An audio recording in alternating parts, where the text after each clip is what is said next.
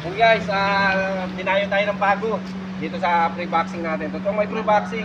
Yung iba sinasabi mga kakilala, kamag-anak ko lang tinuturo ako. Hindi ayoko nga magturo sa kamag-anak pati sa mga kaibigan eh.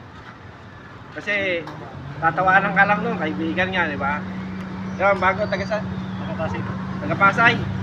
Tayo Pasay? Pasay. First time niya mag-aaral ng boxing, meron pa akong isa. Halika dito. Ang pangalan mo?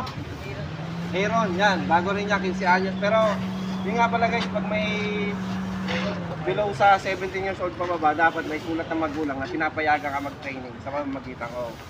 Pero pag walang sulat, walang pirma sa pwera. Pero pinagbigyan mo siya ngayon, pagbalik niya dito, dapat meron ng liham na pagpayag. Okay, let's go. Balik na to. Tawagin na lang ito mamaya. Hey!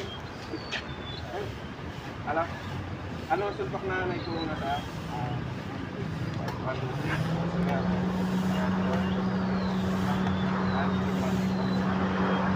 Yun guys, hanggang dito na lang muna update ako sa magiging journey nito sa pagtuturo ko ng boxing. Baka isa na ito sa maging world champion na tatalo kaya yung sa ba yun? Si Noe? Hindi, si Charlie. Si Boy Cano. 28 to. Ay, let's go.